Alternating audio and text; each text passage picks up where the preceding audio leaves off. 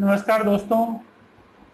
सामान्य अध्ययन यानी जीएस की क्विज संख्या 11 लेकर मैं अजीत सिंह एक बार फिर से हाजिर हूँ, जहां हम बात करेंगे जनरल स्टडीज के और यूपीएससी प्रीलिम्स के जीएस के पेपर के मद्देनजर तथा अलग अलग राज्यों की जो लोक सेवा आयोग हैं उनकी परीक्षाओं के मद्देनजर और जो महत्वपूर्ण प्रश्न है उनकी प्रश्नों की हम बात करेंगे।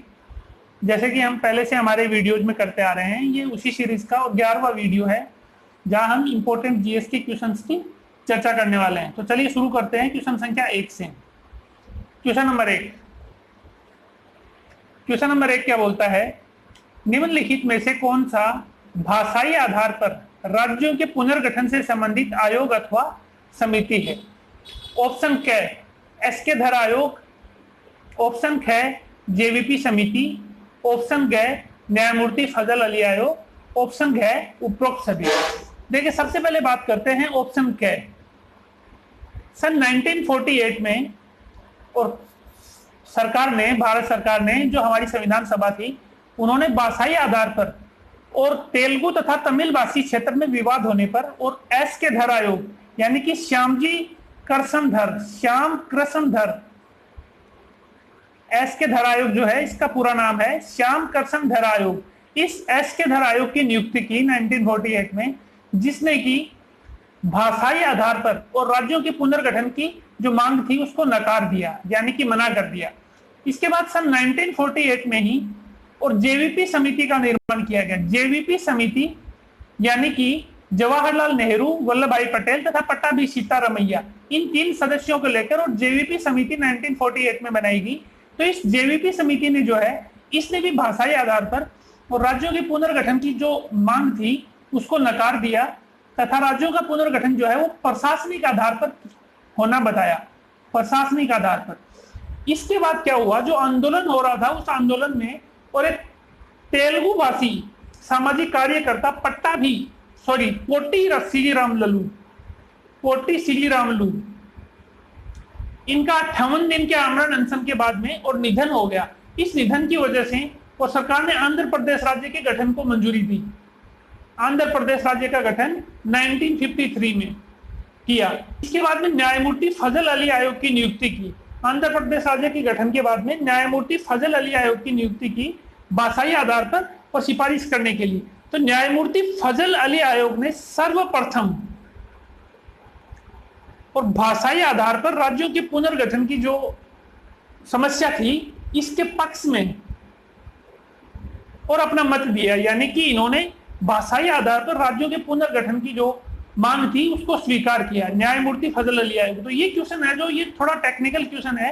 अगर पूछा जाए कि निम्नलिखित में से कौन सा भाषाई आधार पर राज्यों के पुनर्गठन से संबंधित आयोग समिति है, तो उपरोक्त सभी, यानी कि ये सारे के सारे जो है एस के धर आयोग, जेवीपी समिति, न्यायमूर्ति फजल अली आयोग, ये तीनों के तीनों जो है वो भाषाई आधार पर राज्यों के पुनर्गठन से संबंधित हैं।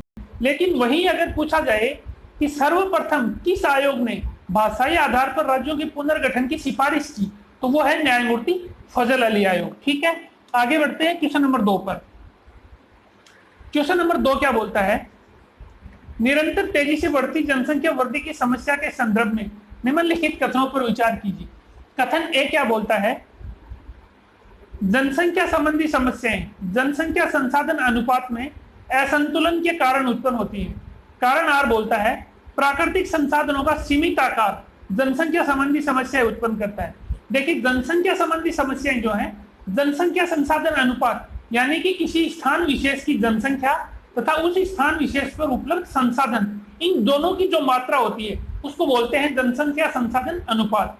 इनमें इनबैलेंस यानी कि असंतुलन अगर उत्पन्न होगा तो उससे जनसंख्या की समस्याएं पैदा होंगी, जिसको कि 3 कैटेगरीज में डिवाइड किया गया है। जनसंख्या तथा संसाधन बराबर होंगे, उसे बोलते हैं अनुकूलतम जनसंख्या। अनुकूलतम जनसंख्या यानी कि इस कंडीशन में कोई समस्या पैदा नहीं होगी। दूसरी जो है वो जनसंख्या अधिक संसाधन कम, इससे उत्पन्न होगी अति जनसंख्या की समस्या, जिससे क्या होगा, बेरोजगारी, भूखमरी तथा अपराधों में वृद्धि होगी। इसके बाद तीसरी जो कंडीशन है वो है संसाधन कम,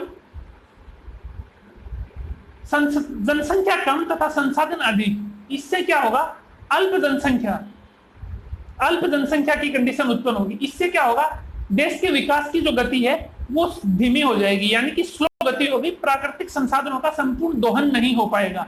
तो जनसंख्या संबंधी समस्याएं जो हैं वो जनसंख्या संसाधन अनुपात में असंतुलन के कारण उत्पन्न, बिल्कुल सही है, कथन ए बिल्कुल सही है।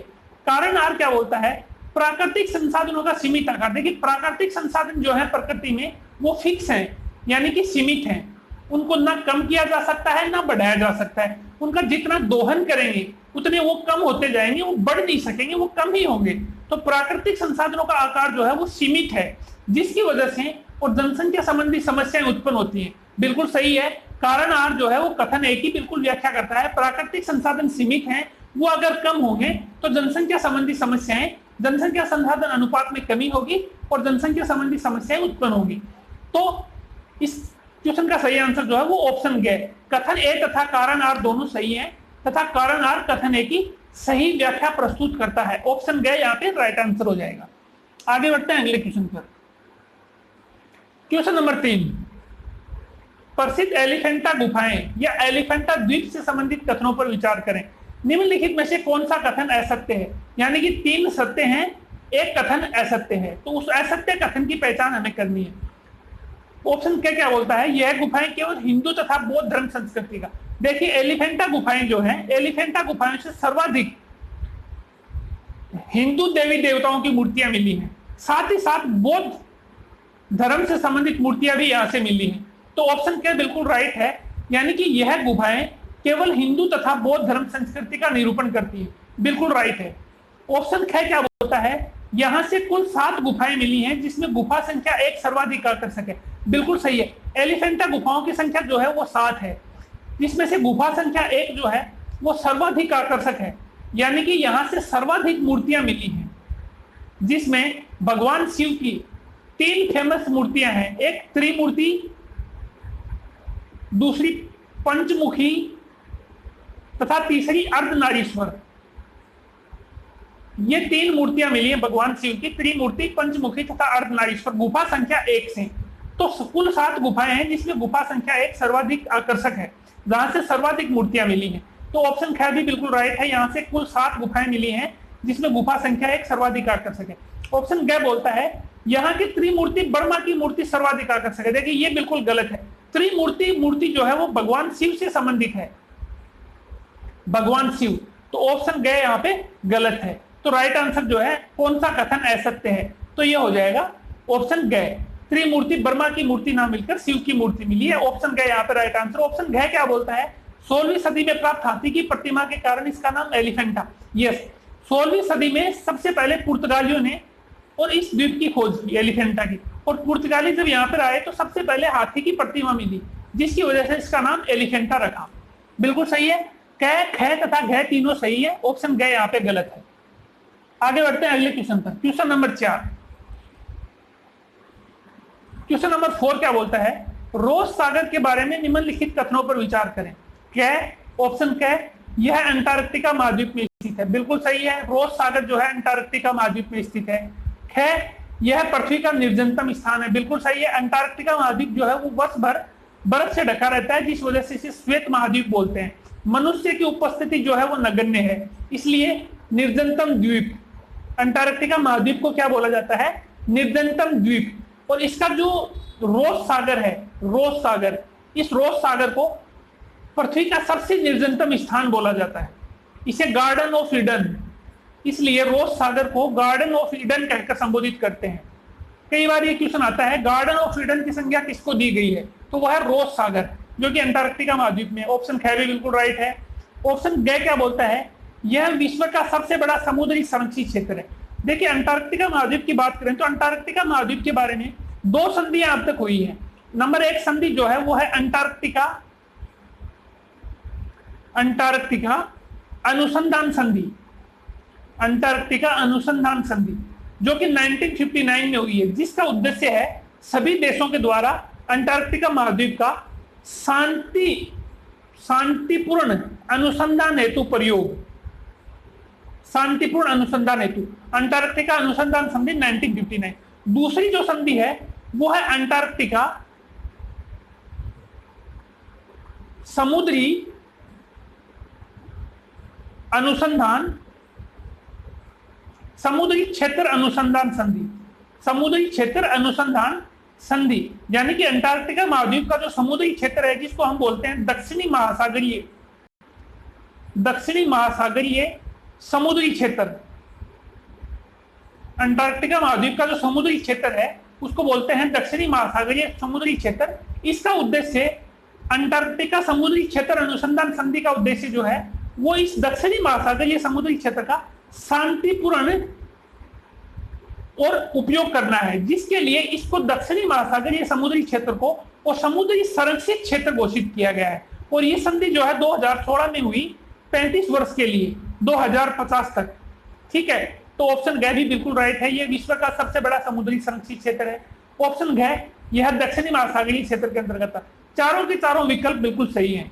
तो इस प्रश्न का सही उत्तर जो है वो कूट की सहायता से, कूट संख्या क, चारों ही विकल्प सत्य हैं, ये इसका राइट आंसर हो गया। आगे बढ़ते हैं अगले क्वेश्चन पर। क्वेश्चन नंबर 5, नीचे दिए गए विकल्पों की सहायता से क्षेत्रफल के अनुसार अवरोही क्रम में सुमेलित कीजिए। देखिए यहाँ पे 3 केंद्र शासित प्रदेश हैं। हमारे यहाँ कुल केंद्र शासित प्रदेश जो थे वो 7 थे, जो कि सन 2019 में +2 जम्मू कश्मीर और लद्दाख, इस प्रकार कुल हो गए 9।